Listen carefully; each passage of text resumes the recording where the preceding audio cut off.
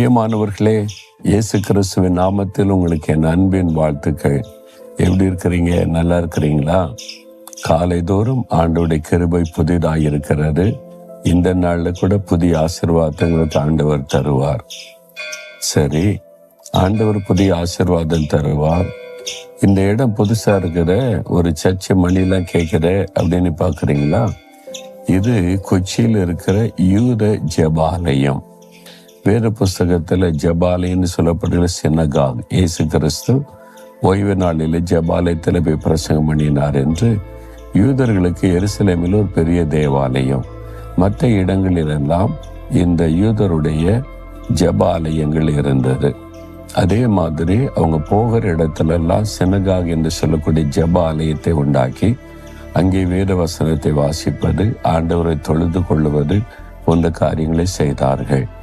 16ஆம் நூற்றாண்டுல இந்த நம்முடைய இந்திய தேசத்தின் இந்த பகுதியில் போர்ச்சுகீசியர்கள், டச்சுக்காரர்கள் ஆட்சி செய்தாங்க பல பகுதிகளில்.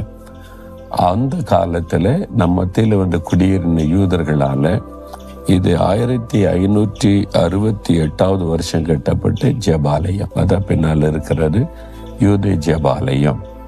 இப்போ இங்க கொஞ்சம் யூதர்கள் இப்பவும் இங்க வசிக்கிறாங்க.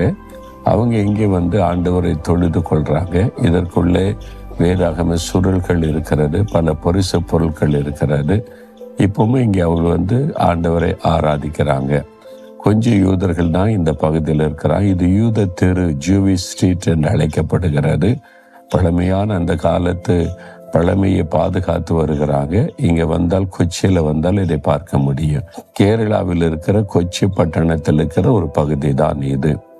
சரி, இந்த நாளில் ஆண்டவர் எனக்கு என்ன வசனம் வைத்திருக்கிறார் அப்படின்னு கேட்குறீங்களா? மத்தேயு 6:33 வசனத்தில், முதலாவது தேவனுடைய ராஜ்யத்தையும் அவருடைய நீதியும் தேடுங்கள். ஆண்டவர் இயேசு கிறிஸ்து ஜனங்களுக்கு முக்கியமான காரியம் சொல்லுகிறார். இந்த பகுதியை வாசிக்கும் போது கவலைப்படாதீர்கள் என்று அடிக்கடி சொல்லுகிறார். உணவை குறித்து கவலைப்படாதுங்க, உடையை குறித்து கவலைப்படாதுங்க, நாளை தினத்தை குறித்து கவலைப்படாதுங்க. ஏதோ ஒரு கவலை உள்ளத்தில் இருக்குல்ல, ஏதோ ஒரு தேவை குறித்த கவலை, நாளைக்கு என்ன பண்றது, இதுக்கு என்ன செய்யறது, அதுக்கு என்ன செய்யறதுன்னு இப்படி சில தேவைகள், சில பிரச்சனைகள் நம்மை பாதித்து கவலை கொண்டு வருது. இயேசு சொல்றார், கவலைப்படாதுங்க. கவலைப்படாம எப்படிங்க இருக்க முடியும்? இதெல்லாம் காரியம்லாம் இருக்குதுன்னா உங்களுக்காக கவலைப்பட ஒருவர் இருக்கிறார்.